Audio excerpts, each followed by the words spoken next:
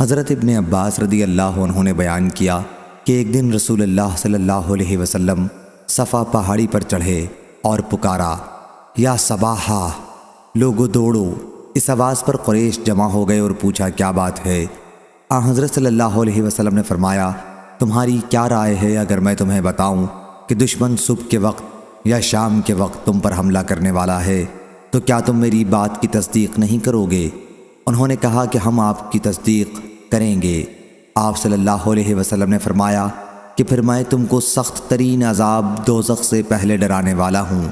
ابو لہب مردود بولا، تو ہلاک ہو جا، کیا تم نے اسی لیے ہمیں بلایا تھا؟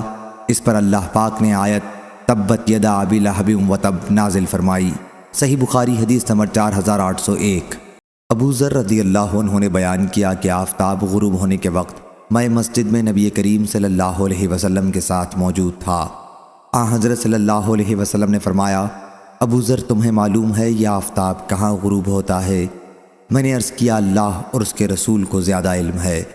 آپ صلی اللہ علیہ وسلم نے فرمایا کہ یہ چلتا رہتا ہے یہاں تک کہ عرش کے نیچے سجدہ کرتا ہے، جیسا کہ ارشاد باری ہے کہ اور آفتاب اپنے ٹھکانے کی طرف چلتا رہتا ہے۔ یہ زبردست علم والے کا ٹھہرایا ہوا اندازہ ہے۔ صحیح بخاری حدیث نمبر 4802۔ عامش نے بیان کیا، ان سے ابراہیم تیمی نے، ان سے ان کے والد نے، اور ان سے حضرت ابو ذر رضی اللہ عنہ نے کہ میں نے رسول اللہ صلی اللہ علیہ وسلم سے اللہ تعالیٰ کے فرمان اور سورج اپنے ٹھکانے کی طرف چلتا رہتا ہے کے متعلق سوال کیا، تو حضرت صلی اللہ علیہ وسلم نے فرمایا کہ اس کا ٹھکانہ عرش کے نیچے ہے۔ صحیح بخاری حدیث نمبر 4803۔ عبداللہ بن مسعود رضی اللہ عنہ نے بیان کیا کہ رسول کریم صلی اللہ علیہ وسلم نے فرمایا، کسی کے لیے مناسب نہیں کہ وہ یونس بن متی علیہ السلام سے بہتر ہونے کا دعویٰ کرے۔ صحیح بخاری حدیث نمبر 4804۔ محمد بن فلیح نے بیان کیا، انہوں نے کہا مجھ سے میرے والد نے بیان کیا، ان سے بنی عامر بن لوئی کے ہلال بن علی نے، ان سے عطا بن یسار نے، اور ان سے حضرت ابو ہریرہ رضی اللہ عنہ نے کہ رسول اللہ صلی اللہ علیہ وسلم نے فرمایا، جو شخص یہ دعویٰ کرے کہ میں یونس بن متی علیہ السلام سے بہتر ہوں وہ جھوٹا ہے۔ صحیح بخاری حدیث نمبر 4805۔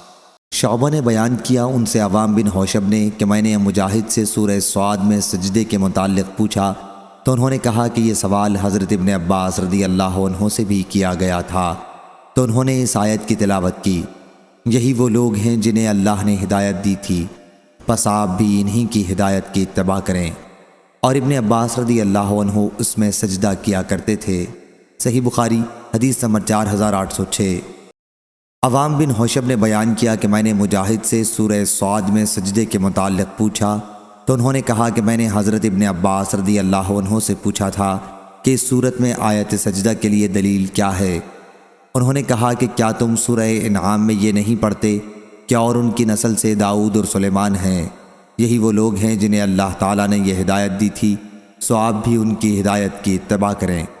داؤد علیہ السلام بھی ان میں سے تھے جن کی اتباع کا حضور صلی اللہ علیہ وسلم کو حکم تھا، چونکہ داؤد علیہ السلام کے سجدے کا اس میں ذکر ہے، اس لیے حضرت صلی اللہ علیہ وسلم نے بھی اس موقع پر سجدہ کیا۔ اعجاب کا معنی عجیب القط، قط کہتے ہیں کاغذ کے ٹکڑے پرچے کو، یہاں نیکیوں کا پرچہ مراد ہے یا حساب کا پرچہ۔ اور مجاہد نے کہا فعزہ کے معنی یہ ہے کہ وہ شرارت و سرکشی کرنے والے ہیں۔ الملۃ الاخری سے مراد قریش کا دین ہے، اختلاق سے مراد جھوٹ، الاسباب آسمان کے راستے دروازے مراد ہیں، جند ما ہنالک الآیہ سے قریش کے لوگ مراد ہیں، اولئک الاحزاب سے اگلی امتیں مراد ہیں جن پر اللہ کا عذاب اترا۔ فواق کا معنی پھرنا لوٹنا، اجلنا قطنا میں قط سے عذاب مراد ہے، اتخذناہم سخریہ ہم نے ان کو ٹھٹھے میں گھیر لیا تھا، اتراب جوڑ والے۔ اور ابن عباس رضی اللہ عنہ نے کہا عید کے معنی عبادت کی قوت، الابصار اللہ کے کاموں کو غور سے دیکھنے والے، حب الخیر ان ذکر ربی میں ان من کے معنی میں ہے، تفق مسحا گھوڑوں کے پاؤں اور عیال پر محبت سے ہاتھ پھیرنا شروع کیا، یا بقول باز تلوار سے ان کو کاٹنے لگے، قولا وتفق مسحا بالسوق والاعناق ای یسمح اعراف الخیل واراقیبها حبالها حاشیہ بخاری الاسواد کے معنی زنجیریں۔ صحیح بخاری حدیث نمبر 4807۔ حضرت ابو ہریرہ رضی اللہ عنہ نے بیان کیا کہ رسول اللہ صلی اللہ علیہ وسلم نے فرمایا، گزشتہ رات ایک سرکش جن اچانک میرے پاس آیا، یا اسی طرح کا کلمہ آپ صلی اللہ علیہ وسلم نے فرمایا، تاکہ میری نماز خراب کرے، لیکن اللہ تعالیٰ نے مجھے اس پر قدرت دے دی اور میں نے سوچا کہ اسے مسجد کے ستونوں سے باندھ دوں تاکہ صبح کے وقت تم سب لوگ بھی اسے دیکھ سکو۔ پھر مجھ کو اپنے بھائی سلیمان علیہ السلام کی دعا یاد آ گئی کہ اے میرے رب مجھے ایسی سلطنت دے کہ میرے بعد کسی کو میسر نہ ہو۔ روح نے کہا کہ حضرت صلی اللہ علیہ وسلم نے اس جن کو ذلت کے ساتھ بھگا دیا۔ صحیح بخاری حدیث نمبر 4808۔ جریر نے بیان کیا، ان سے عامش نے، ان سے ابو الضحیٰ نے، ان سے مسروق نے کہ ہم عبداللہ بن مسعود رضی اللہ عنہ کی خدمت میں حاضر ہوئے۔ انہوں نے کہا، اے لوگو، جس شخص کو کسی چیز کا علم ہو تو وہ اسے بیان کرے، اگر علم نہ ہو تو کہے کہ اللہ ہی کو زیادہ علم ہے، کیونکہ یہ بھی علم ہی ہے کہ جو چیز نہ جانتا ہو اس کے متعلق کہہ دے کہ اللہ ہی زیادہ جاننے والا ہے۔ اللہ تعالیٰ نے اپنے نبی صلی اللہ علیہ وسلم سے بھی کہہ دیا تھا کہ آپ کہہ دیجئے کہ میں تم سے قرآن یا تبلیغ وحی پر کوئی اجرت نہیں چاہتا ہوں، اور نہ میں بناوٹ کرنے والا ہوں، اور میں دخان دھوئیں کے بارے میں بتاؤں گا جس کا ذکر قرآن میں آیا ہے۔ رسول اللہ صلی اللہ علیہ وسلم نے قریش کو اسلام کی دعوت دی تو انہوں نے تاخیر کی۔ حضرت صلی اللہ علیہ وسلم نے ان کے حق میں بد دعا کی، اے اللہ ان پر یوسف علیہ السلام کے زمانے کسی قحط سالی کے ذریعے میری مدد کر۔ چنانچہ قحط پڑا اور اتنا زبردست کہ ہر چیز ختم ہو گئی اور لوگ مردار اور چمڑے کھانے پر مجبور ہو گئے۔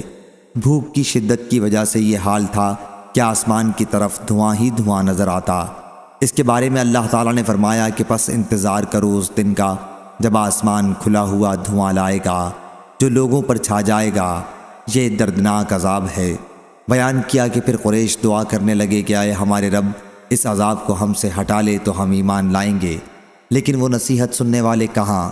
ان کے پاس تو رسول صاف معجزات و دلائل کے ساتھ آ چکا اور وہ اس سے منہ موڑ چکے ہیں اور کہہ چکے ہیں کہ اسے تو سکھایا جا رہا ہے، یہ مجنون ہے۔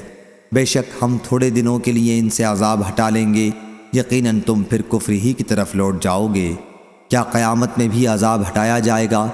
ابن مسعود رضی اللہ عنہ نے بیان کیا کہ پھر یہ عذاب تو ان سے دور کر دیا گیا، لیکن جب وہ دوبارہ کفر میں مبتلا ہو گئے تو جنگ بدر میں اللہ نے انہیں پکڑا۔ اللہ تعالیٰ کے اس ارشاد میں اسی طرف اشارہ ہے کہ جس دن ہم سخت پکڑ کریں گے بلا شبہ ہم بدلہ لینے والے ہیں۔ صحیح بخاری حدیث نمبر 4809۔ سعید بن جبیر نے خبر دی اور انہیں حضرت ابن عباس رضی اللہ عنہ نے کہ مشرکین میں بعض نے قتل کا گناہ کیا تھا اور کثرت سے کیا تھا، اسی طرح زناکاری بھی کثرت سے کرتے رہے تھے۔ پھر وہ حضرت صلی اللہ علیہ وسلم کی خدمت میں آئے اور عرض کیا کہ آپ جو کچھ کہتے ہیں اور جس کی طرف دعوت دیتے ہیں یعنی اسلام، یقیناً اچھی چیز ہے، لیکن ہمیں یہ بتائیے کہ اب تک ہم نے جو گناہ کیے ہیں وہ اسلام لانے سے معاف ہوں گے یا نہیں۔ اس پر یہ آیت نازل ہوئی، اور وہ لوگ جو اللہ کے سوا اور کسی دوسرے معبود کو نہیں پکارتے اور کسی بھی جان کو قتل نہیں کرتے جس کا قتل کرنا اللہ نے حرام کیا ہے، ہاں مگر حق کے ساتھ۔ اور یہ آیت نازل ہوئی، آپ کہہ دیں کہ اے میرے بندو جو اپنے نفسوں پر زیادتیاں کر چکے ہو، اللہ کی رحمت سے نا امید مت ہو، بے شک اللہ سارے گناہوں کو معاف کر دے گا، بے شک وہ بڑا ہی بخشنے والا نہایت ہی مہربان ہے۔ صحیح بخاری حدیث نمبر 4810۔ شیبان بن عبد الرحمن نے بیان کیا، ان سے منصور نے، ان سے ابراہیم نخعی نے، ان سے عبیدہ سلمانی نے اور ان سے حضرت عبداللہ بن مسعود رضی اللہ عنہ نے کہ علماء یہود میں سے ایک شخص رسول کریم صلی اللہ علیہ وسلم کے پاس آیا اور کہا کہ اے محمد صلی اللہ علیہ وسلم، ہم تورات میں پاتے ہیں کہ اللہ تعالیٰ آسمانوں کو ایک انگلی پر رکھ لے گا، اس طرح زمین کو ایک انگلی پر، درختوں کو ایک انگلی پر، پانی اور مٹی ایک انگلی پر اور تمام مخلوقات کو ایک انگلی پر، پھر فرمائے گا کہ میں ہی بادشاہ ہوں۔ حضرت صلی اللہ علیہ وسلم اس پر ہنس دیے اور آپ کے سامنے کے دانت دکھائی دینے لگے۔ آپ کا یہ ہنسنا اس یہودی عالم کی تصدیق میں تھا۔ پھر آپ نے اس آیت کی تلاوت کی، اور ان لوگوں نے اللہ کی عظمت نہ کی جیسی عظمت کرنا چاہیے تھی، اور حال یہ ہے کہ ساری زمین اس کی مٹھی میں ہوگی قیامت کے دن، اور آسمان اس کے داہنے ہاتھ میں لپٹے ہوں گے۔ وہ ان لوگوں کے شرک سے بالکل پاک اور بلندر ہے۔ صحیح بخاری حدیث نمبر 4811۔ حضرت ابو ہریرہ رضی اللہ عنہ نے بیان کیا کہ میں نے رسول کریم صلی اللہ علیہ وسلم سے سنا، آپ فرما رہے تھے کہ قیامت کے دن اللہ ساری زمین کو اپنی مٹھی میں لے گا اور آسمان کو اپنے ہاتھ میں لپیٹ لے گا، پھر فرمائے گا آج حکومت صرف میری ہے، دنیا کے بادشاہ آج کہاں ہیں؟ صحیح بخاری حدیث نمبر 4812۔ عبد الرحیم نے خبر دی، انہیں زکریا بن ابی زائد نے، انہیں عامر نے اور ان سے حضرت ابو ہریرہ رضی اللہ عنہ نے کہ نبی کریم صلی اللہ علیہ وسلم نے فرمایا آخری مرتبہ سور پھونکے جانے کے بعد سب سے پہلے اپنا سر اٹھانے والا میں ہوں گا، لیکن اس وقت میں حضرت موسیٰ علیہ السلام کو دیکھوں گا کہ عرش کے ساتھ لپٹے ہوئے ہیں۔ اب مجھے نہیں معلوم کہ وہ پہلے ہی اسی طرح تھے یا دوسرے سور کے بعد مجھ سے پہلے اٹھ کر عرش الہی کو تھام لیں گے۔ صحیح بخاری حدیث نمبر 4813۔ عامش نے بیان کیا، انہوں نے ابو صالح سے سنا اور انہوں نے ابو ہریرہ رضی اللہ عنہ سے سنا کہ نبی کریم صلی اللہ علیہ وسلم نے فرمایا دونوں سوروں کے پھونکے جانے کا درمیانی عرصہ 40 ہے۔ حضرت ابو ہریرہ رضی اللہ عنہ کے شاگردوں نے پوچھا کیا 40 دن مراد ہیں؟ انہوں نے کہا کہ مجھے معلوم نہیں۔ پھر انہوں نے پوچھا 40 سال؟ اس پر بھی انہوں نے انکار کیا۔ پھر انہوں نے پوچھا 40 مہینے؟ اس کے متعلق بھی انہوں نے کہا کہ مجھے کوئی خبر نہیں۔ اس کے متعلق بھی انہوں نے کہا کہ مجھ کو خبر نہیں، اور ہر چیز فنا ہو جائے گی سوا ریڑھ کی ہڈی کے کہ اسی سے ساری مخلوق دوبارہ بنائی جائے گی۔ صحیح بخاری حدیث نمبر 4814۔ عروہ بن زبیر نے بیان کیا، آپ نے بیان کیا کہ میں نے عبداللہ بن عمرو بن العاص رضی اللہ عنہ سے پوچھا کہ رسول اللہ صلی اللہ علیہ وسلم کے ساتھ سب سے زیادہ سخت معاملہ مشرکین نے کیا کیا تھا؟ حضرت عبداللہ رضی اللہ عنہ نے بیان کیا کہ حضرت کعبے کے قریب نماز پڑھ رہے تھے کہ عقبہ بن ابی معیط آیا، اس نے آپ کا شانہ مبارک پکڑ کر آپ کی گردن میں اپنا کپڑا لپیٹ دیا اور اس کپڑے سے آپ کا گلا بڑی سختی کے ساتھ گھونٹنے لگا۔ اتنے میں حضرت ابو بکر صدیق رضی اللہ عنہ بھی آ گئے اور انہوں نے اس بدبخت کا مونڈھا پکڑ کر اسے حضرت صلی اللہ علیہ وسلم سے جدا کیا اور کہا کہ کیا تم ایک ایسے شخص کو قتل کر دینا چاہتے ہو جو کہتا ہے کہ میرا رب اللہ ہے اور وہ تمہارے رب کے پاس سے اپنی سچائی کے لیے روشن دلائل بھی ساتھ لایا ہے؟ صحیح بخاری حدیث نمبر 4815۔ یزید بن زرعی نے بیان کیا، ان سے روح بن قاسم نے، ان سے منصور نے، ان سے مجاہد نے، ان سے ابو معمر نے اور ان سے حضرت ابن مسعود رضی اللہ عنہ نے آیت اور تم اس بات سے اپنے کو چھپا نہیں سکتے تھے کہ تمہارے کان گواہی دیں گے کے متعلق کہا کہ قریش کے 2 آدمی اور بیوی کی طرف سے ان کے قبیلہ ثقیف کا کوئی رشتہ دار یا ثقیف کے 2 افراد تھے اور بیوی کی طرف قریش کا کوئی رشتہ دار یہ خانہ کعبہ کے پاس بیٹھے ہوئے تھے۔ ان میں سے بعض نے کہا کہ کیا تمہارا خیال ہے کہ اللہ تعالی ہماری باتیں سنتا ہوگا؟ ایک نے کہا کہ بعض باتیں سنتا ہے، دوسرے نے کہا کہ اگر بعض باتیں سن سکتا ہے تو سب سنتا ہوگا۔ اس پر یہ آیت نازل ہوئی اور تم اس بات سے اپنے کو چھپا ہی نہیں سکتے کہ تمہارے خلاف تمہارے کان اور تمہاری آنکھیں گواہی دیں گے، آخر آیت تک۔ صحیح بخاری حدیث نمبر 4816۔ عبداللہ رضی اللہ عنہ نے بیان کیا کہ خانہ کعبہ کے پاس 2 قریشی اور 1 ثقفی یا 1 قریشی اور 2 ثقفی مرد بیٹھے ہوئے تھے۔ ان کے پیٹ بہت موٹے تھے لیکن عقل سے کورے۔ ایک نے ان میں سے کہا تمہارا کیا خیال ہے، کیا اللہ ہماری باتوں کو سن رہا ہے؟ دوسرے نے کہا اگر ہم زور سے بولیں تو سنتا ہے لیکن آہستہ بولیں تو نہیں سنتا۔ تیسرے نے کہا اگر اللہ زور سے بولنے پر سن سکتا ہے تو آہستہ بولنے پر بھی ضرور سنتا ہوگا۔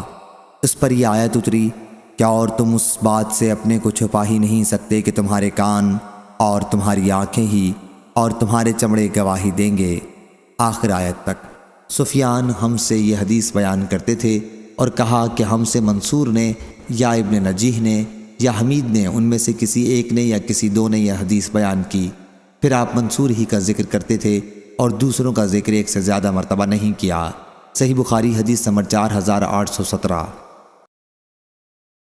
عبد الملک بن میسرہ نے بیان کیا کہ میں نے طاؤس سے سنا کہ حضرت ابن عباس رضی اللہ عنہ سے اللہ تعالیٰ کے ارشاد سوائے رشتہ داری کی محبت کے متعلق پوچھا گیا تو سعید بن جبیر نے فرمایا کہ آل محمد صلی اللہ علیہ وسلم کی قرابت داری مراد ہے۔ حضرت ابن عباس رضی اللہ عنہ نے اس پر کہا کہ تم نے جلد بازی کی، قریش کی کوئی شاخ ایسی نہیں جس میں حضرت صلی اللہ علیہ وسلم کی قرابت داری نہ ہو۔ حضرت صلی اللہ علیہ وسلم نے ان سے فرمایا کہ تم سے صرف یہ چاہتا ہوں کہ تم اس قرابت داری کی وجہ سے صلہ رحمی کا معاملہ کرو جو میرے اور تمہارے درمیان میں موجود ہے۔ صحیح بخاری حدیث نمبر 4818۔ سفیان بن عینہ نے بیان کیا، ان سے عمرو نے، ان سے عطا نے، ان سے صفوان بن یعلا نے اور ان سے ان کے والد نے کہ میں نے رسول کریم صلی اللہ علیہ وسلم کو منبر پر یہ آیت پڑھتے سنا، اور یہ لوگ پکاریں گے کہ اے مالک تمہارا پروردگار ہمارا کام ہی تمام کر دے۔ اور قتادہ نے کہا مثلاً للآخرین یعنی پچھلوں کے لیے نصیحت، دوسروں نے کہا مقرنین کا معنی قابو میں رکھنے والے۔ عرب لوگ کہتے ہیں فلانا فلانے کا مقرن ہے، یعنی اس پر اختیار رکھتا ہے، اس کو قابو میں لایا ہے۔ اقواب وہ کوزے جن میں ٹوٹی نہ ہو بلکہ منہ کھلا ہوا ہو جہاں سے آدمی چاہے پیے۔ ان کان للرحمن ولد کا معنی یہ ہے کہ اس کی کوئی اولاد نہیں ہے۔ اس صورت میں ان نافیہ ہے، عابدین سے عانفین مراد ہے، یعنی سب سے پہلے میں اس سے عار کرتا ہوں۔ اس میں دو لغت ہیں، عابد و عبد، اور حضرت عبداللہ بن مسعود رضی اللہ عنہ نے اس کو وقال الرسول یا رب پڑھا ہے۔ اول العابدین کے معنی سب سے پہلا انکار کرنے والا، یعنی اگر خدا کی اولاد ثابت کرتے ہو تو میں اس کا سب سے پہلا انکاری ہوں۔ اس صورت میں عابدین باب عبد یا عبد سے آئے گا۔ اور قتادہ نے کہا فی الکتاب کا معنی یہ ہے کہ مجموعی کتاب اور اصل کتاب یعنی لوح محفوظ میں۔ صحیح بخاری حدیث نمبر 4819۔ عبدان نے بیان کیا، ان سے ابو حمزہ نے، ان سے عامش نے، ان سے مسلم نے، ان سے مسروق نے اور ان سے عبداللہ بن مسعود رضی اللہ عنہ نے کہ قیامت کی 5 علامتیں گزر چکی ہیں: الدخان دھواں، الروم غلبہ روم، القمر چاند کا ٹکڑے ہونا، البطشہ پکڑ، اور اللزام ہلاکت اور قید۔ صحیح بخاری حدیث نمبر 4820۔ حضرت عبداللہ بن مسعود رضی اللہ عنہ نے بیان کیا کہ یہ قحط اس لیے پڑا تھا کہ قریش جب رسول اللہ صلی اللہ علیہ وسلم کی دعوت قبول کرنے کے بجائے شرک پر جمے رہے تو آپ نے ان کے لیے ایسے قحط کی بد دعا کی جیسا یوسف علیہ السلام کے زمانے میں پڑا تھا۔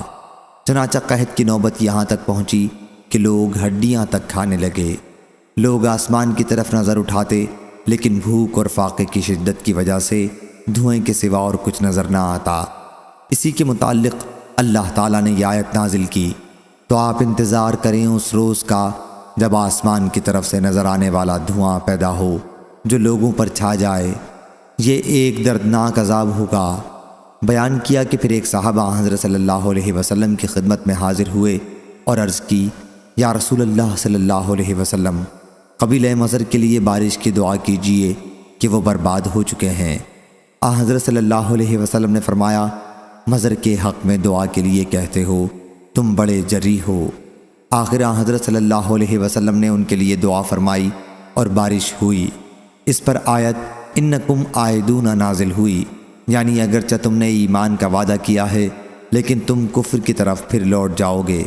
چنانچہ جب پھر ان میں خوشحالی ہوئی تو شرک کی طرف لوٹ گئے اور اپنے ایمان کے وعدے کو بھلا دیا، جس پر اللہ تعالیٰ نے یہ آیت نازل کی، جس روز ہم بڑی سخت پکڑ پکڑیں گے اس روز ہم پورا بدلہ لے لیں گے۔ بیان کیا اس آیت سے مراد بدر کی لڑائی ہے۔ صحیح بخاری حدیث نمبر 4821۔ مسروق نے بیان کیا کہ میں عبداللہ بن مسعود رضی اللہ عنہ کی خدمت میں حاضر ہوا۔ انہوں نے کہا کہ یہ بھی علم ہی ہے کہ تمہیں اگر کوئی بات معلوم نہیں ہے تو اس کے متعلق یوں کہہ دو کہ اللہ ہی زیادہ جاننے والا ہے۔ اللہ تعالیٰ نے اپنے نبی صلی اللہ علیہ وسلم سے فرمایا کہ آپ اپنی قوم سے کہہ دیں کہ میں تم سے کسی اجرت کا طالب نہیں ہوں اور نہ میں بناوٹی باتیں کرتا ہوں۔ جب قریش حضور اکرم صلی اللہ علیہ وسلم کو تکلیف پہنچانے اور آپ صلی اللہ علیہ وسلم کے ساتھ معاندانہ روش میں برابر بڑھتے رہے تو آپ صلی اللہ علیہ وسلم نے ان کے لیے بد دعا کی کہ اے اللہ ان کے خلاف میری مدد ایسے قحط کے ذریعے کر جیسا کہ یوسف علیہ السلام کے زمانے میں پڑا تھا۔ چنانچہ قحط پڑا اور بھوک کی شدت کا یہ حال ہوا کہ لوگ ہڈیاں اور مردار کھانے لگ گئے۔ لوگ آسمان کی طرف دیکھتے تھے لیکن فاقے کی وجہ سے دھوئیں کے سوا اور کچھ نظر نہ آتا۔ آخر انہوں نے کہا کہ اے ہمارے پروردگار، ہم سے اس عذاب کو دور کر، ہم ضرور ایمان لے آئیں گے۔ لیکن اللہ تعالیٰ نے ان سے کہہ دیا تھا کہ اگر ہم نے یہ عذاب دور کر دیا تو پھر بھی تم اپنی پہلی حالت پر لوٹ آؤ گے۔ حضرت صلی اللہ علیہ وسلم نے ان کے حق میں دعا کی اور یہ عذاب ان سے ہٹ گیا، لیکن وہ پھر بھی کفر و شرک پر ہی جمے رہے۔ اس کا بدلہ اللہ تعالیٰ نے بدر کی لڑائی میں لیا۔ یہی واقعہ آیت یوم تاتی السماء بدخان مبین آخر تک میں بیان ہوا ہے۔ صحیح بخاری حدیث نمبر 4822۔ مسروق نے بیان کیا کہ میں عبداللہ بن مسعود رضی اللہ عنہ کی خدمت میں حاضر ہوا۔ انہوں نے فرمایا کہ جب نبی کریم صلی اللہ علیہ وسلم نے قریش کو اسلام کی دعوت دی تو انہوں نے آپ کو جھٹلایا اور آپ کے ساتھ سرکشی کی۔ حضرت صلی اللہ علیہ وسلم نے ان کے لیے بد دعا کی کہ اے اللہ، میری ان کے خلاف یوسف علیہ السلام جیسے قحط کے ذریعے مدد فرما۔ چنانچہ قحط پڑا اور ہر چیز ختم ہو گئی۔ لوگ مردار کھانے لگے۔ کوئی شخص کھڑا ہو کر آسمان کی طرف دیکھتا تو بھوک اور فاقے کی وجہ سے آسمان اور اس کے درمیان دھواں ہی دھواں نظر آتا۔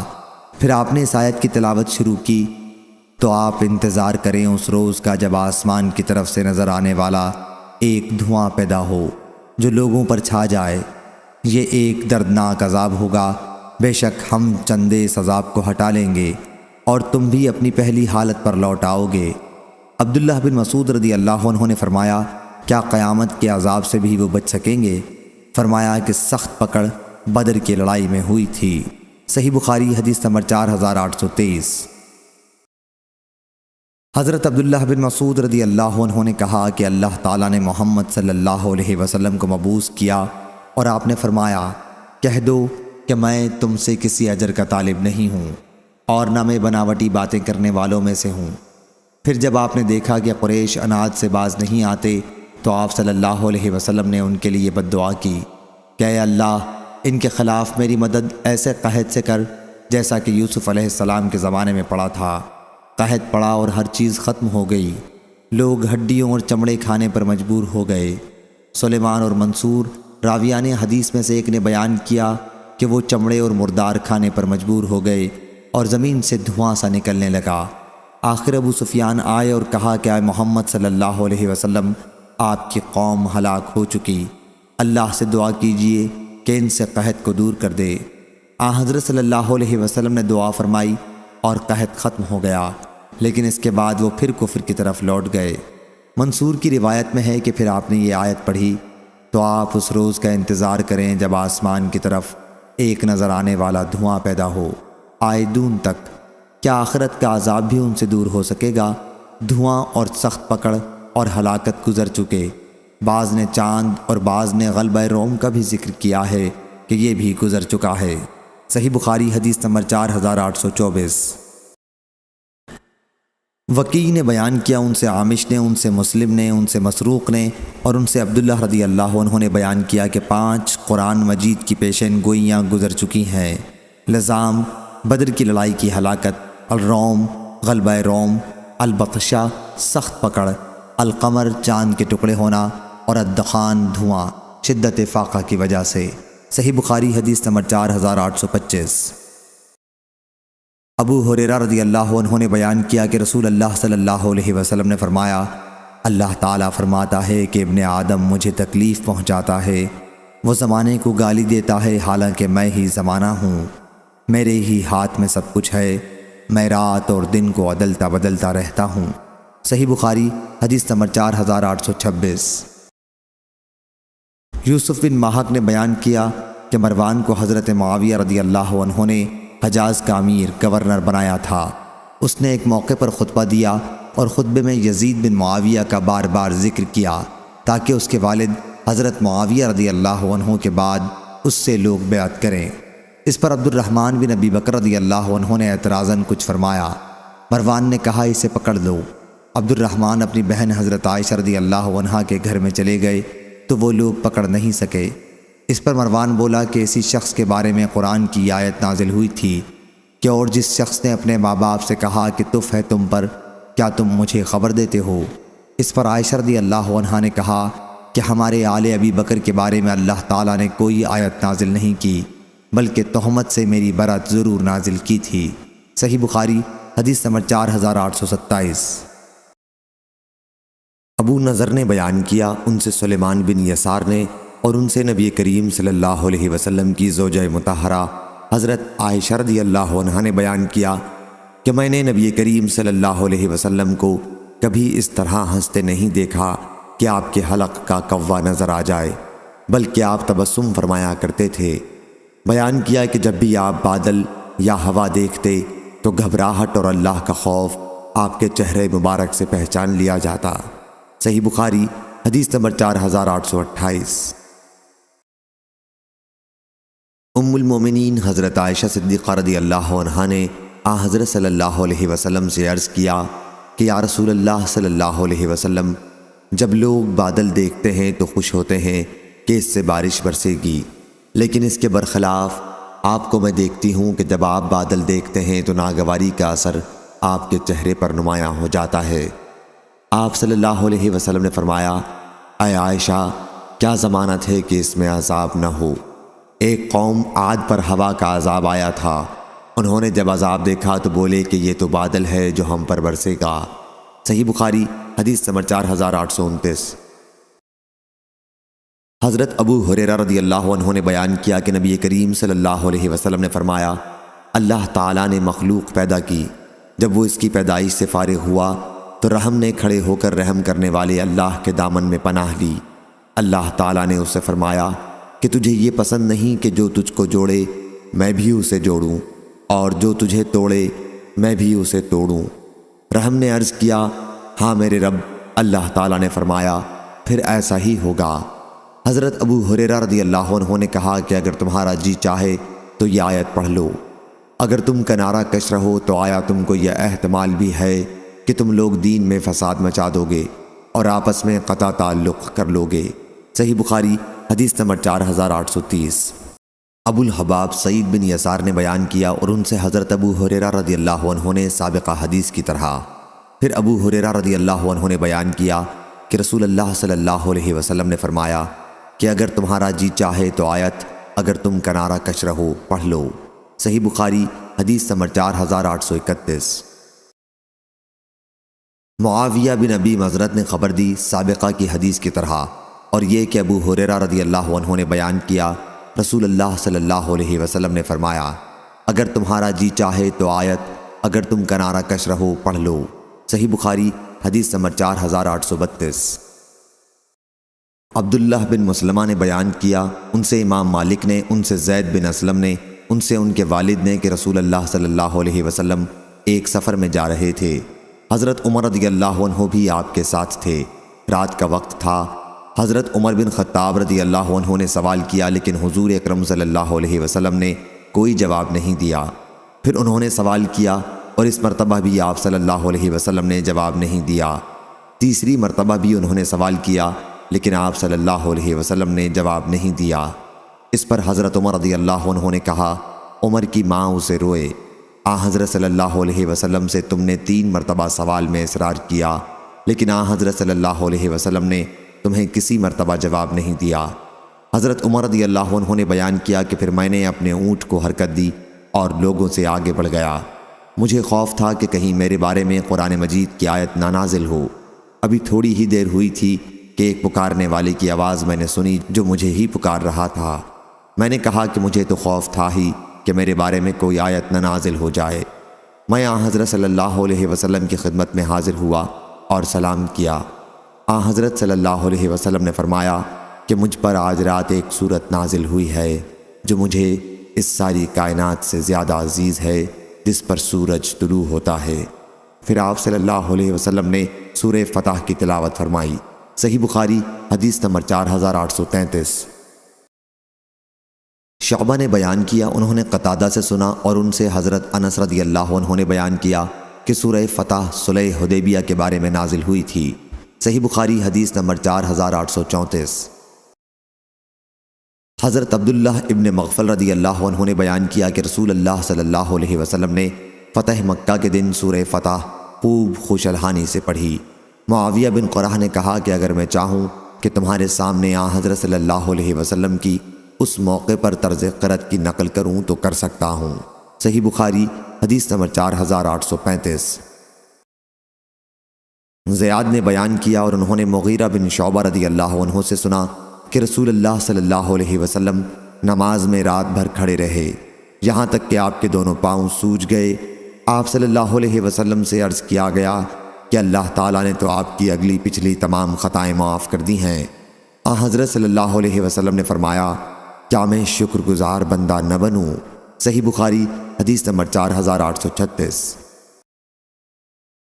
حیوہ نے خبر دی انہیں ابو الاسود نے، انہوں نے عروہ سے سنا اور انہوں نے حضرت عائشہ رضی اللہ عنہا سے کہ نبی کریم صلی اللہ علیہ وسلم رات کی نماز میں اتنا طویل قیام کرتے کہ آپ کے قدم پھٹ جاتے۔ حضرت عائشہ رضی اللہ عنہا نے ایک مرتبہ عرض کیا کہ یا رسول اللہ صلی اللہ علیہ وسلم، آپ اتنی زیادہ مشقت کیوں اٹھاتے ہیں؟ اللہ تعالیٰ نے تو آپ کی اگلی پچھلی خطائیں معاف کر دی ہیں۔ آپ نے فرمایا، کیا پھر میں شکر گزار بندہ بننا پسند نہ کروں؟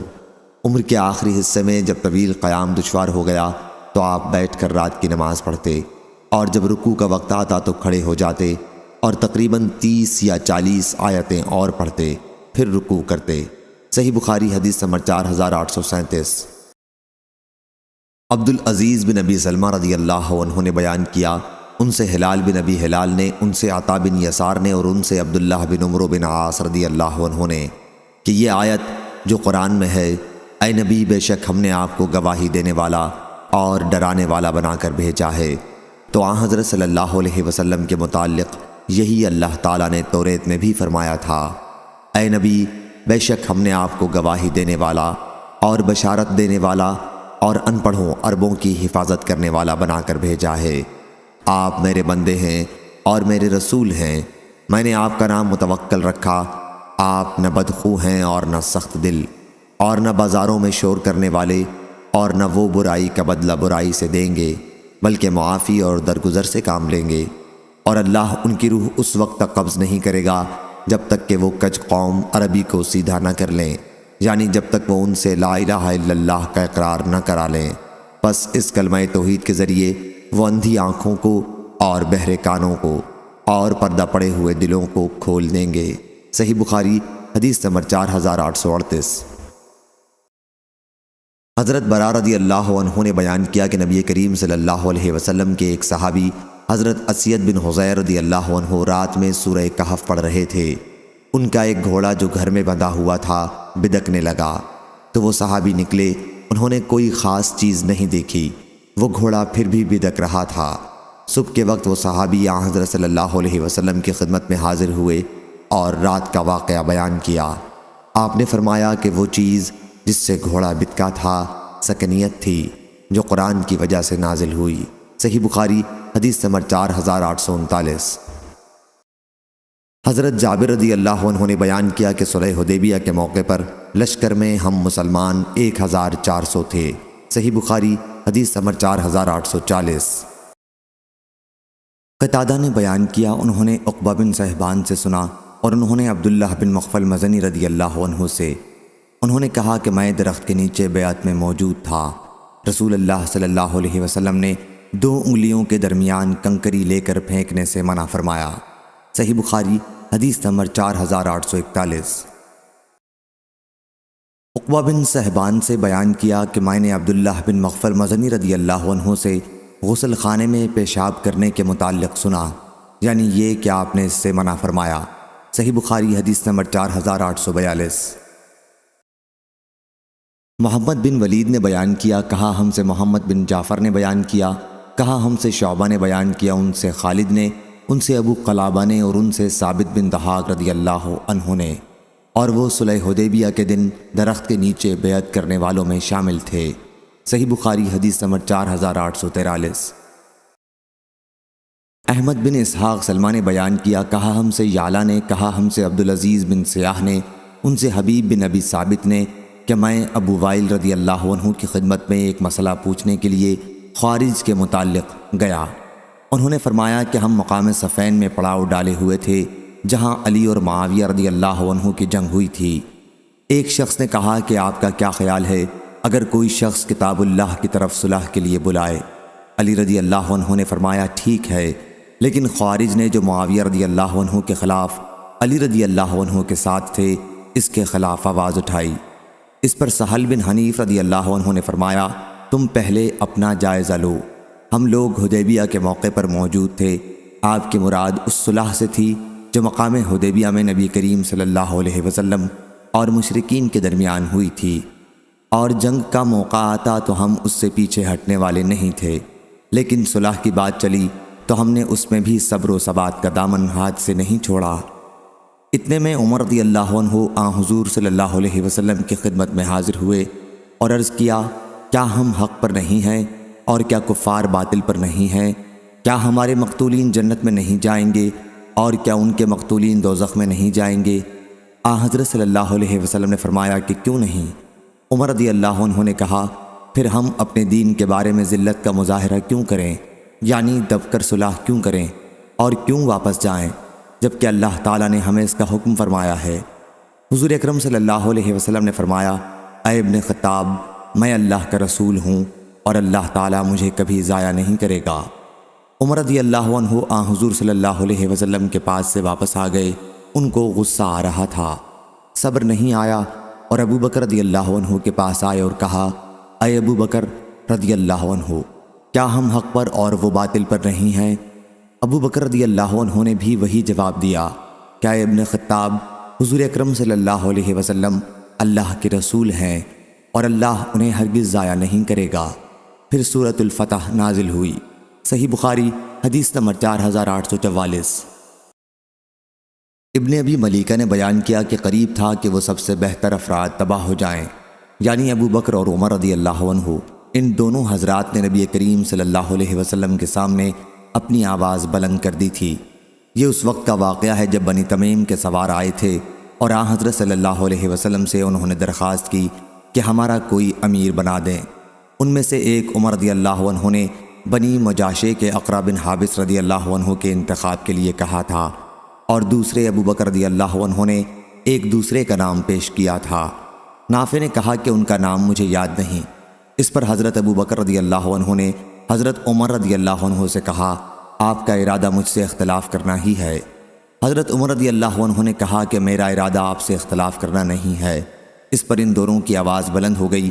پھر اللہ تعالیٰ نے یہ آیت اتاری، اے ایمان والو، اپنی آواز کو نبی کی آواز سے بلند نہ کیا کرو۔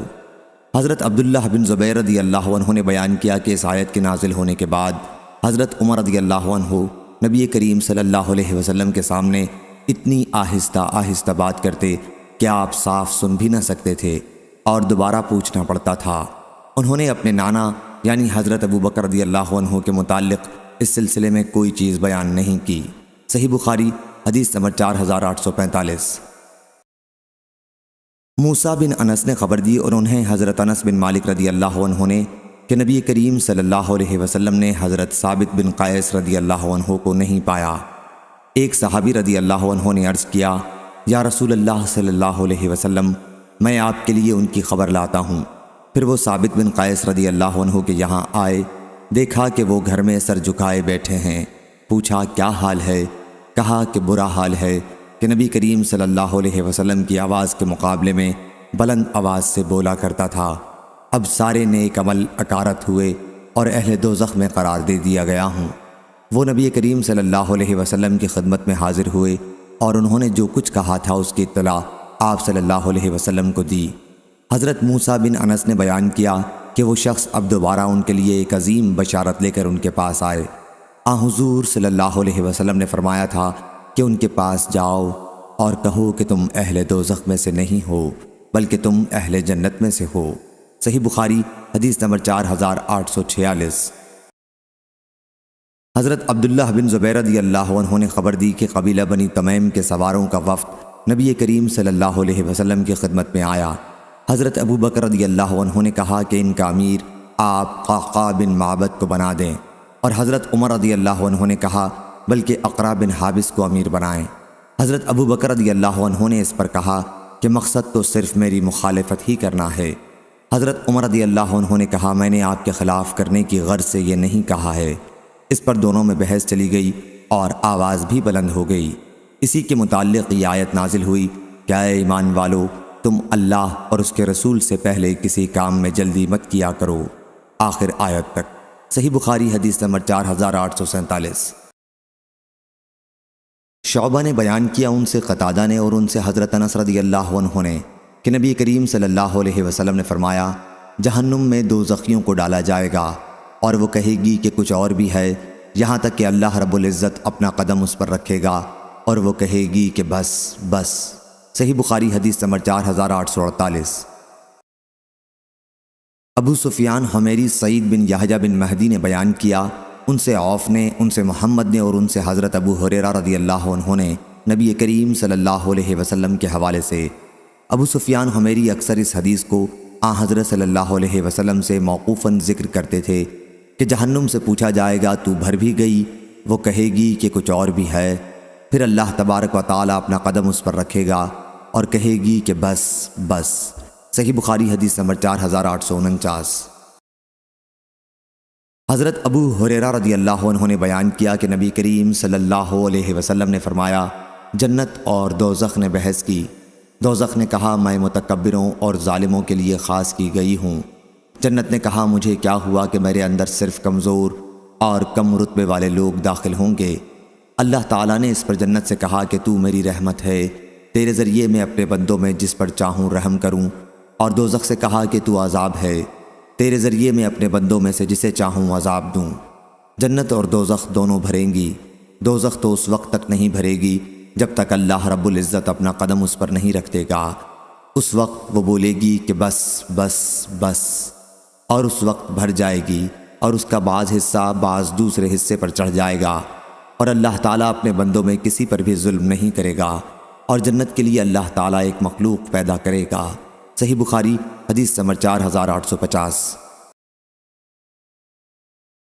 حضرت جریر بن عبداللہ رضی اللہ عنہ نے بیان کیا کہ ہم ایک رات نبی کریم صلی اللہ علیہ وسلم کے ساتھ بیٹھے ہوئے تھے۔ 14ویں رات تھی۔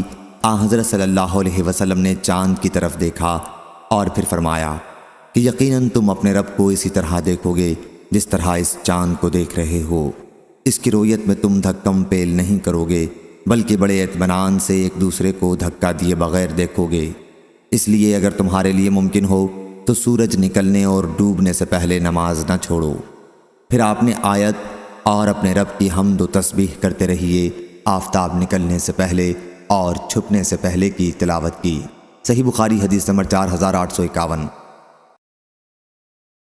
مجاہد نے بیان کیا کہ حضرت ابن عباس رضی اللہ عنہ نے انہیں تمام نمازوں کے بعد تسبیح پڑھنے کا حکم دیا تھا۔ آپ کا مقصد اللہ تعالیٰ کا ارشاد و ادبار السجود کی تشریح کرنا تھا۔ صحیح بخاری حدیث نمبر 4852۔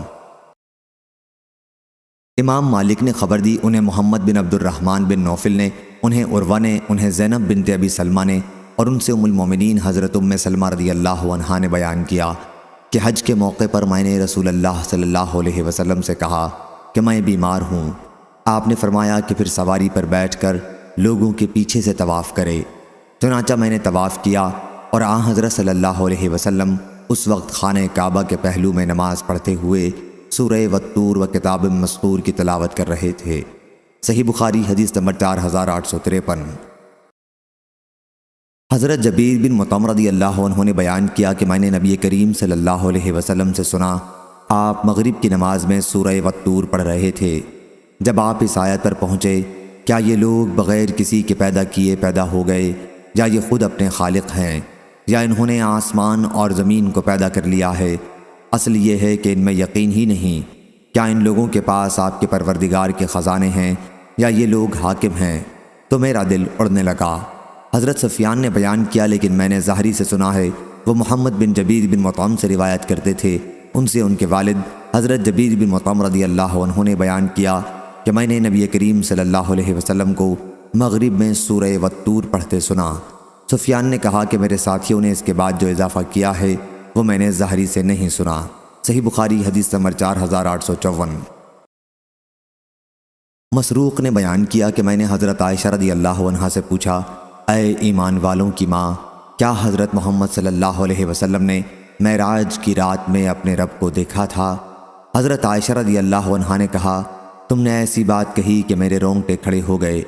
کیا تم ان 3 باتوں سے بھی ناواقف ہو؟ جو شخص بھی تم میں سے یہ 3 باتیں بیان کرے وہ جھوٹا ہے۔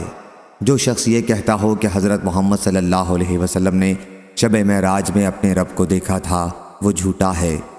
پھر انہوں نے آیت لا تدرکہ الابصار سے لے کر من وراء حجاب تک کی تلاوت کی اور کہا کہ کسی انسان کے لیے ممکن نہیں کہ اللہ سے بات کرے سوائے اس کے کہ وحی کے ذریعے ہو یا پھر پردے کے پیچھے ہو، اور جو شخص تم سے کہے کہ حضرت صلی اللہ علیہ وسلم آنے والے کل کی بات جانتے تھے وہ بھی جھوٹا ہے۔ اس کے لیے انہوں نے آیت وما تدری نفسی ما اکتسب غدا یعنی اور کوئی شخص نہیں جانتا کہ کل کیا کرے گا کی تلاوت فرمائی۔ اور جو شخص تم میں سے کہے کہ حضرت صلی اللہ علیہ وسلم نے تبلیغ دین میں کوئی بات چھپائی تھی وہ بھی جھوٹا ہے۔ پھر انہوں نے یہ آیت تلاوت کی یا ایھا الرسول بلغ ما انزل الیک من ربک یعنی اے رسول پہنچا دیجئے وہ سب کچھ جو آپ کے رب کی طرف سے آپ پر اتارا گیا ہے۔ ہاں حضرت صلی اللہ علیہ وسلم نے حضرت جبریل علیہ السلام کو ان کی اصل صورت میں 2 مرتبہ دیکھا تھا۔ صحیح بخاری حدیث نمبر 4855۔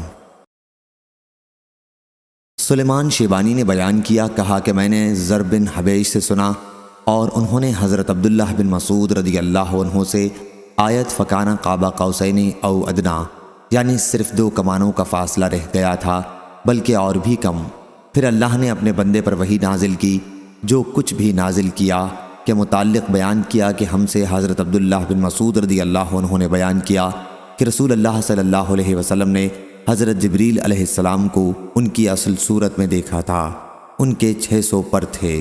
صحیح بخاری حدیث نمبر 4856۔ سلیمان شیبانی نے بیان کیا کہ میں نے زر بن حبیش سے اس آیت کے بارے میں پوچھا، فکانہ قاب قوسین یعنی 102 کمانوں کا فاصلہ رہ گیا بلکہ اور بھی کم۔ پھر اللہ نے اپنے بندے پر وحی نازل کی، جو کچھ بھی نازل کیا تو انہوں نے بیان کیا کہ ہمیں حضرت عبداللہ بن مسعود رضی اللہ عنہ نے خبر دی کہ حضرت محمد صلی اللہ علیہ وسلم نے حضرت جبریل علیہ السلام کو دیکھا جن کے 600 پر تھے۔ صحیح بخاری حدیث نمبر 4857۔ سفیان زہری نے بیان کیا، ان سے عامش نے، ان سے ابراہیم نخعی نے، ان سے علقمہ نے اور ان سے حضرت عبداللہ بن مسعود رضی اللہ عنہ نے آیت لقد رأى من آیات ربہ الکبریٰ یعنی آپ نے اپنے رب کی عظیم نشانیاں دیکھیں کے متعلق بتلایا کہ حضور اکرم صلی اللہ علیہ وسلم نے رف سبز فرش کو دیکھا جس نے آسمان کے کناروں کو ڈھانپ لیا تھا۔ صحیح بخاری حدیث نمبر 4858۔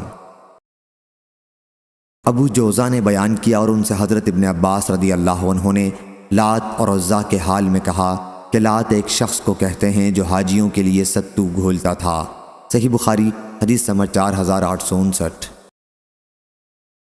حضرت ابو ہریرہ رضی اللہ عنہ نے بیان کیا کہ رسول اللہ صلی اللہ علیہ وسلم نے فرمایا، جو شخص قسم کھائے اور کہے کہ قسم ہے لات اور عزا کی تو اسے تجدید ایمان کے لیے کہنا چاہیے لا الہ الا اللہ، اور جو شخص اپنے ساتھی سے یہ کہے کہ آؤ جوا کھیلیں تو اسے صدقہ دینا چاہیے۔ صحیح بخاری حدیث نمبر 4860۔ سفیان بن عینہ نے بیان کیا کہ میں نے عروہ سے سنا، انہوں نے بیان کیا کہ میں نے حضرت عائشہ رضی اللہ عنہا سے پوچھا تو انہوں نے کہا کہ کچھ لوگ منات بت کے نام پر احرام باندھتے جو مقام مشلل میں تھا، وہ صفا اور مروہ کے درمیان حج و عمرہ میں سعی نہیں کرتے تھے۔ اس پر اللہ تعالیٰ نے آیت نازل کی، بے شک صفا اور مروہ اللہ کی نشانیوں میں سے ہیں، چنانچہ رسول کریم صلی اللہ علیہ وسلم نے ان کے درمیان طواف کیا اور مسلمانوں نے بھی طواف کیا۔ سفیان نے کہا کہ منات مقام قدید پر مشلل میں تھا، اور عبد الرحمن بن خالد نے بیان کیا کہ ان سے ابن شہاب نے، ان سے عروہ نے بیان کیا اور ان سے حضرت عائشہ رضی اللہ عنہا نے کہا کہ یہ آیت انصار کے بارے میں نازل ہوئی تھی۔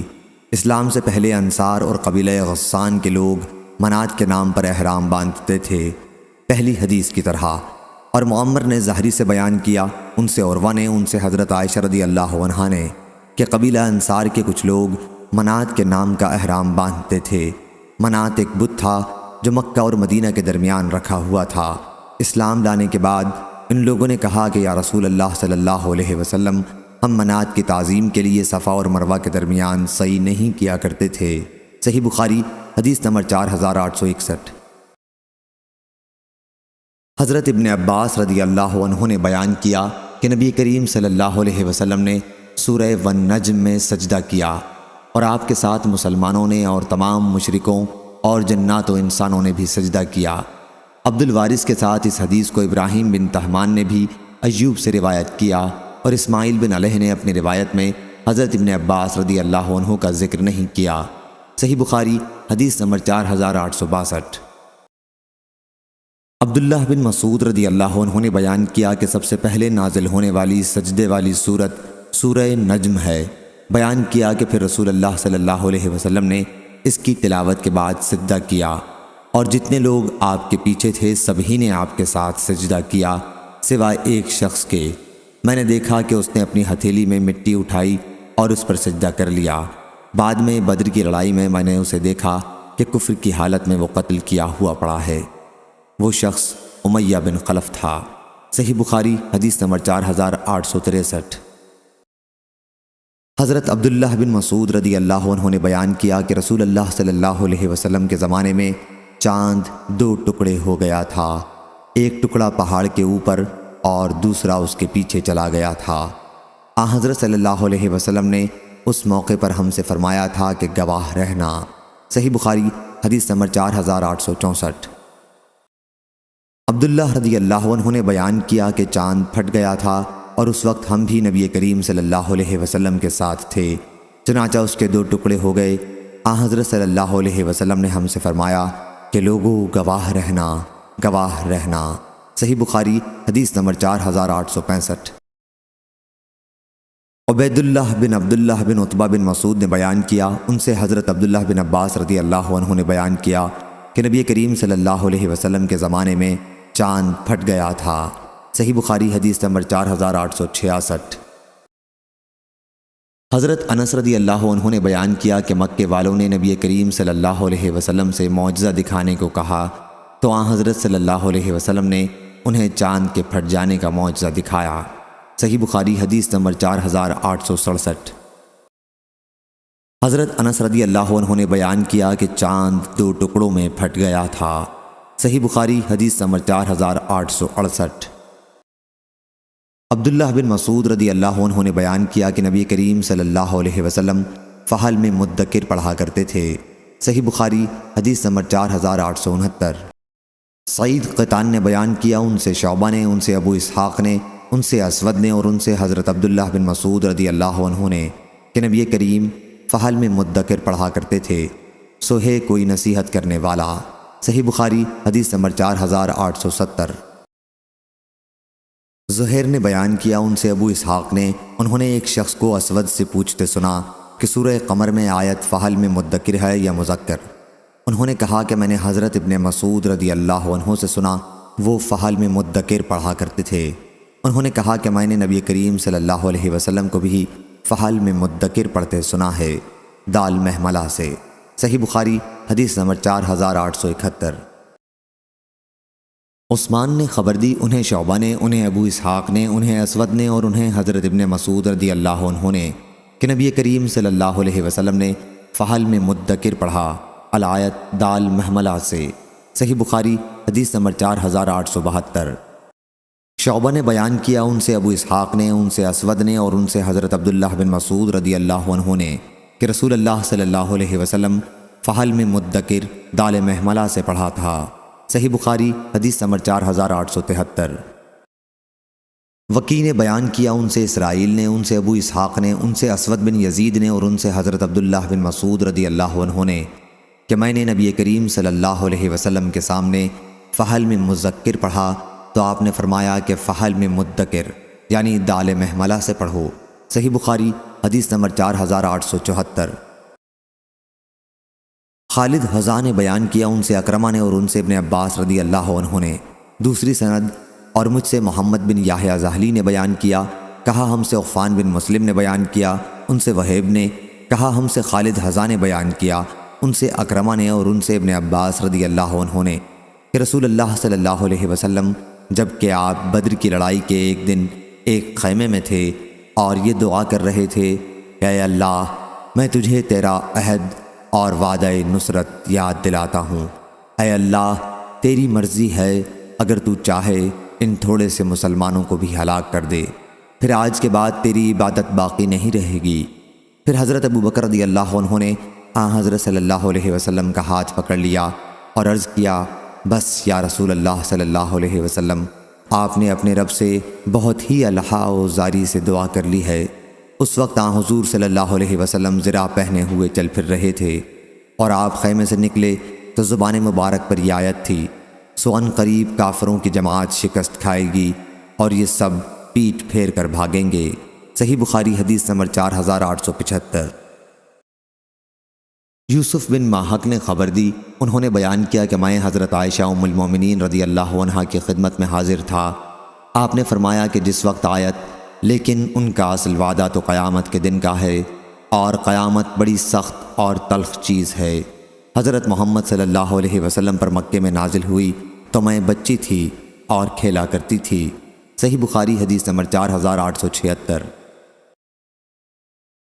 خالد بن مہران حذا نے بیان کیا، ان سے اکرمہ رضی اللہ عنہ نے اور ان سے حضرت ابن عباس رضی اللہ عنہ نے کہ رسول اللہ صلی اللہ علیہ وسلم جبکہ آپ بدر کی لڑائی کے موقع پر میدان میں ایک خیمے میں یہ دعا کر رہے تھے کہ اے اللہ، میں تجھے تیرا عہد اور وعدہ نصرت یاد دلاتا ہوں۔ اے اللہ، اگر تو چاہے کہ مسلمانوں کو فنا کر دے تو آج کے بعد پھر کبھی تیری عبادت نہیں کی جائے گی۔ اور اس پر حضرت ابو بکر رضی اللہ عنہ نے حضرت صلی اللہ علیہ وسلم کا ہاتھ پکڑ کر عرض کیا، بس یا رسول اللہ صلی اللہ علیہ وسلم، آپ اپنے رب سے خوب الحاح و زاری کے ساتھ دعا کر چکے ہیں۔ حضرت صلی اللہ علیہ وسلم اس وقت زرہ پہنے ہوئے تھے۔ آپ باہر تشریف لائے تو آپ کی زبان مبارک پر یہ آیت تھی، سَيُهْزَمُ الْجَمْعُ وَيُوَلُّونَ الدُّبُرَ بَلِ السَّاعَةُ مَوْعِدُهُمْ وَالسَّاعَةُ أَدْهَىٰ وَأَمَرُ، یعنی ان قریب کافروں کی یہ جماعت ہار جائے گی اور یہ سب پیٹ پھیر کر بھاگیں گے، لیکن ان کا اصل وعدہ تو قیامت کے دن کا ہے اور قیامت بڑی سخت اور بہت ہی کڑوی چیز ہے۔ صحیح بخاری حدیث نمبر 4877۔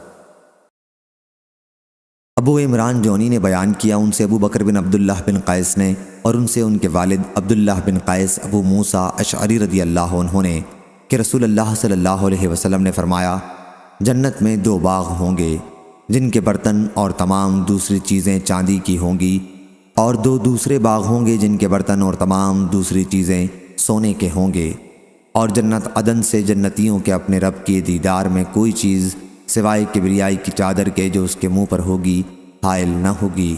صحیح بخاری حدیث نمبر 4878۔ ابو عمران جونی نے بیان کیا، ان سے ابو بکر بن عبداللہ بن قیس نے اور ان سے ان کے والد نے کہ رسول اللہ صلی اللہ علیہ وسلم نے فرمایا، جنت میں کھوکھلے موتی کا خیمہ ہوگا، اس کی چوڑائی 60 میل ہوگی اور اس کے ہر کنارے پر مسلمان کی ایک بیوی ہوگی، ایک کنارے والی دوسرے کنارے والی کو نہ دیکھ سکے گی، اور مومن ان کے پاس باری باری جائیں گے۔ صحیح بخاری حدیث نمبر 4879۔ اور 2 باغ ہوں گے جن کے برتن اور تمام دوسری چیزیں چاندی کی ہوں گی، اور ایسے بھی 2 باغ ہوں گے جن کے برتن اور تمام دوسری چیزیں سونے کی ہوں گی۔ جنت عدن والوں کو اللہ کے دیدار میں صرف ایک جلال کی چادر حائل ہوگی جو اس کے مبارک منہ پر پڑی ہوگی۔ صحیح بخاری حدیث نمبر 4880۔ حضرت ابو ہریرہ رضی اللہ عنہ نے بیان کیا، وہ کہتے تھے کہ انہوں نے رسول اللہ صلی اللہ علیہ وسلم سے سنا تھا کہ حضرت صلی اللہ علیہ وسلم نے فرمایا، جنت میں ایک درخت طویل ہوگا، اتنا بڑا کہ سوار اس کے سائے میں 100 سال تک چلے گا اور پھر بھی اس کا سایہ ختم نہ ہوگا۔ اگر تمہارا جی چاہے تو آیت وَظِلٍّ مَّمْدُودٍ کی قرأت کر لو۔ صحیح بخاری حدیث نمبر 4881۔ سعید بن جبیر نے بیان کیا کہ میں نے حضرت عبداللہ بن عباس رضی اللہ عنہ سے سورہ توبہ کے متعلق پوچھا تو انہوں نے کہا، یہ سورہ توبہ کی ہے یا فضیحت کرنے والی ہے؟ اس صورت میں برابر یہی اترتا رہا، بعض لوگ ایسے ہیں اور بعض لوگ ایسے ہیں، یہاں تک کہ لوگوں کو گمان ہوا یہ صورت کسی کا کچھ بھی نہیں چھوڑے گی بلکہ سب کے بھید کھول دے گی۔ بیان کیا کہ میں نے سورۃ الانفال کے متعلق پوچھا تو فرمایا کہ یہ جنگ بدر کے بارے میں نازل ہوئی تھی۔ بیان کیا کہ میں نے سورہ حشر کے متعلق پوچھا تو فرمایا کہ قبیلہ بنو نذیر کے یہود کے بارے میں نازل ہوئی تھی۔ صحیح بخاری حدیث نمبر 4882۔ سعید بن جبیر نے بیان کیا کہ میں نے حضرت ابن عباس رضی اللہ عنہ سے سورۃ حشر کے متعلق پوچھا تو انہوں نے کہا بلکہ اسے سورہ نذیر کہو۔ صحیح بخاری حدیث نمبر 4883۔ عبداللہ بن عمر رضی اللہ عنہ نے بیان کیا کہ رسول اللہ صلی اللہ علیہ وسلم نے بنو نذیر کے کھجوروں کے درخت جلا دیے تھے اور انہیں کاٹ ڈالا تھا۔ یہ درخت مقام بویرہ میں تھے۔ پھر اس کے متعلق اللہ تعالیٰ نے آیت نازل کی کہ جو کھجوروں کے درخت تم نے کاٹے یا انہیں ان کی جڑوں پر قائم رہنے دیا، سو یہ دونوں اللہ ہی کے حکم کے موافق ہیں، اور تاکہ نافرمانوں کو ذلیل کرے۔ صحیح بخاری حدیث نمبر 4884۔ عمرو بن دینار نے بیان کیا، ان سے زہری نے، ان سے مالک بن اوس بن حدثان نے، اور ان سے حضرت عمر رضی اللہ عنہ نے بیان کیا کہ بنی نذیر کے اموال کو اللہ تعالیٰ نے رسول اللہ صلی اللہ علیہ وسلم کو بغیر لڑائی کے دیا تھا۔ مسلمانوں نے اس کے لیے گھوڑے اور اونٹ نہیں دوڑائے۔ ان اموال کا خرچ کرنا خاص طور سے رسول اللہ صلی اللہ علیہ وسلم کے ہاتھ میں تھا، چنانچہ آپ اس میں سے ازواج مطہرات کا سالانہ خرچ دیتے تھے، اور جو باقی بچتا تھا اس سے سامان جنگ اور گھوڑوں کے لیے خرچ کرتے تھے، تاکہ اللہ رب العزت کے راستے میں جہاد کے موقع پر کام آئے۔ صحیح بخاری حدیث نمبر 4885۔ عبداللہ بن مسعود رضی اللہ عنہ نے بیان کیا کہ اللہ تعالیٰ نے گودوانے والیوں اور گودنے والیوں پر لعنت بھیجی ہے، چہرے کے بال اکھاڑنے والیوں اور حسن کے لیے آگے کے دانتوں میں کشادگی کرنے والیوں پر لعنت بھیجی ہے کہ یہ اللہ کی پیدا کی ہوئی صورت میں تبدیلی کرتی ہیں۔ عبداللہ بن مسعود رضی اللہ عنہ کا یہ کلام قبیلہ بنی اسد کی ایک عورت کو معلوم ہوا جو یعقوب کے نام سے معروف تھی۔ وہ آئی اور کہا کہ مجھے معلوم ہوا ہے کہ آپ نے اس طرح کی عورتوں پر لعنت بھیجی ہے۔ عبداللہ بن مسعود رضی اللہ عنہ نے کہا، آخر کیوں نہ میں انہیں لعنت کروں جنہیں رسول اللہ صلی اللہ علیہ وسلم نے لعنت کی ہے، اور جو کتاب اللہ کے حکم کے مطابق ملعون ہے۔ اس عورت نے کہا کہ قرآن مجید تو میں نے بھی پڑھا ہے، لیکن آپ جو کچھ کہتے ہیں میں نے تو اس میں کہیں یہ بات نہیں دیکھی۔ انہوں نے کہا کہ اگر تم نے بغور پڑھا ہوتا تو تمہیں ضرور مل جاتا۔ کیا تم نے یہ آیت نہیں پڑھی کہ رسول صلی اللہ علیہ وسلم تمہیں جو کچھ دیں لے لیا کرو، اور جس سے تمہیں روک دیں رک جایا کرو؟ اس نے کہا کہ پڑھی ہے۔ عبداللہ بن مسعود رضی اللہ عنہ نے کہا کہ پھر حضرت صلی اللہ علیہ وسلم نے ان چیزوں سے روکا ہے۔ اس پر عورت نے کہا کہ میرا خیال ہے کہ آپ کی بیوی بھی ایسا کرتی ہیں۔ انہوں نے کہا کہ اچھا جاؤ اور دیکھ لو۔ وہ عورت گئی اور اس نے دیکھا، لیکن اس طرح کی ان کے یہاں کوئی معیوب چیز اسے نہیں ملی۔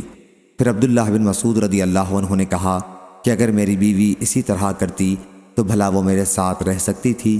ہرگز نہیں۔ صحیح بخاری حدیث نمبر 4886۔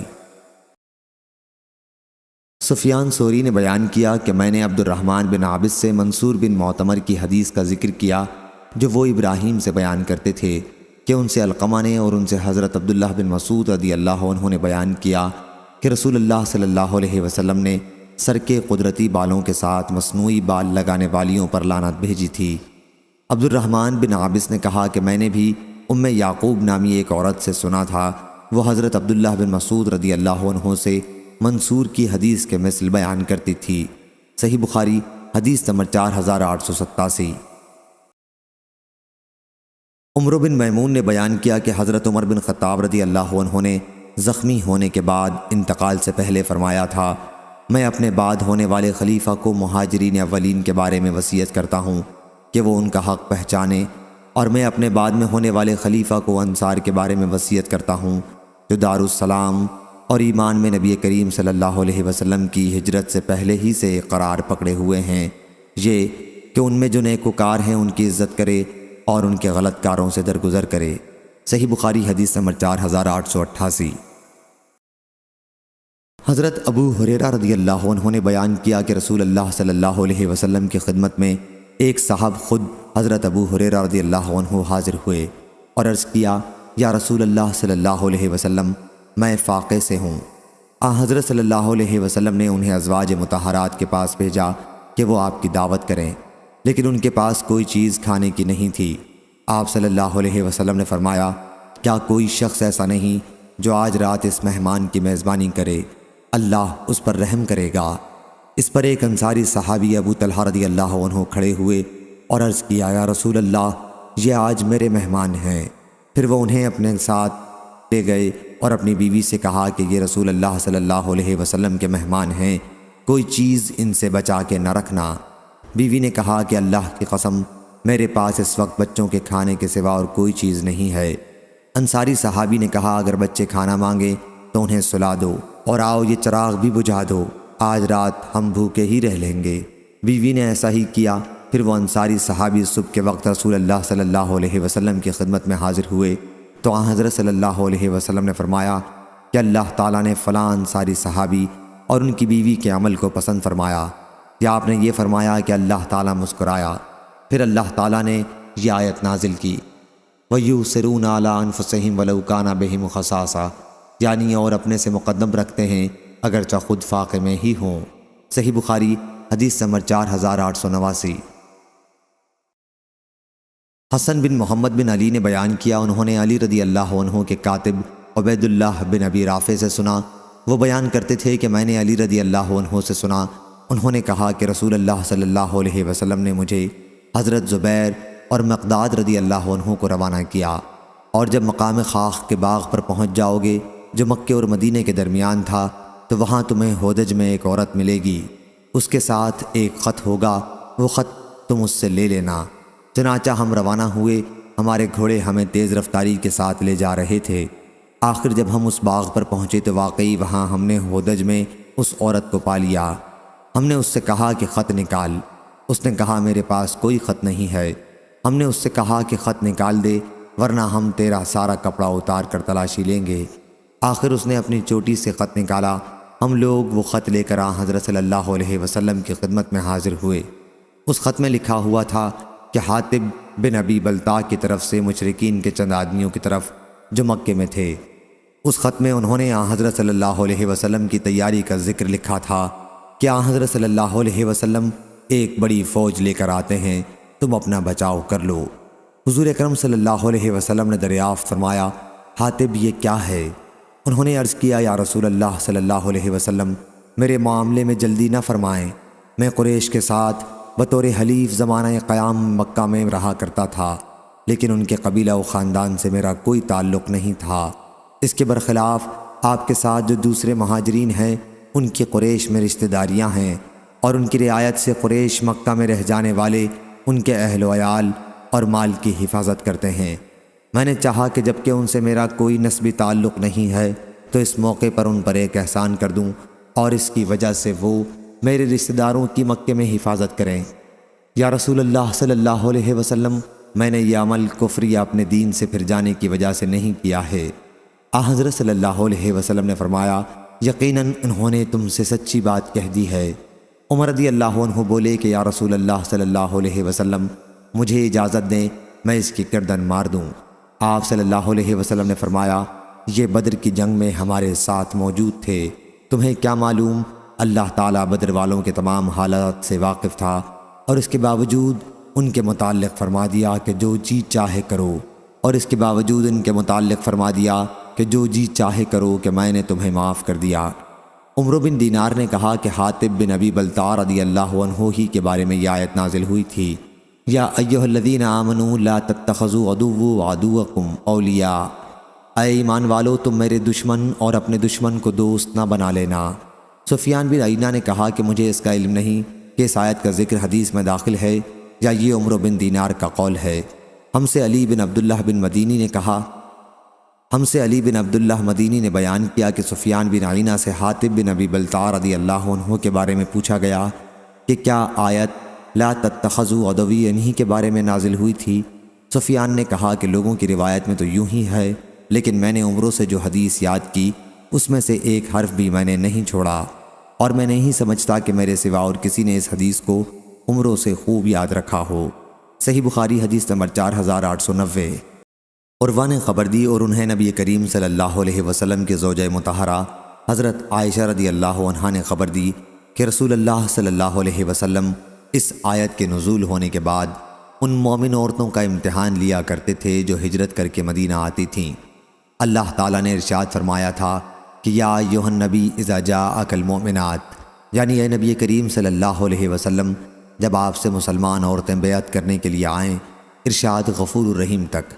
حضرت عروہ نے بیان کیا کہ حضرت عائشہ رضی اللہ عنہا نے کہا، چنانچہ جو عورت اس شرط آیت میں مذکور یعنی ایمان وغیرہ کا اقرار کر لیتی تو آن حضرت صلی اللہ علیہ وسلم اس سے زبانی طور پر فرماتے کہ میں نے تمہاری بیعت قبول کر لی، اور ہرگز نہیں، اللہ کی قسم، آن حضرت صلی اللہ علیہ وسلم کے ہاتھ نے کسی عورت کا ہاتھ بیعت لیتے وقت کبھی نہیں چھوا، صرف آپ ان سے زبانی بیعت لیتے تھے۔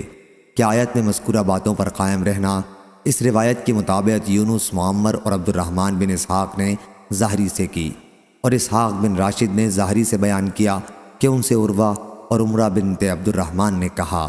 صحیح بخاری حدیث نمبر 4891۔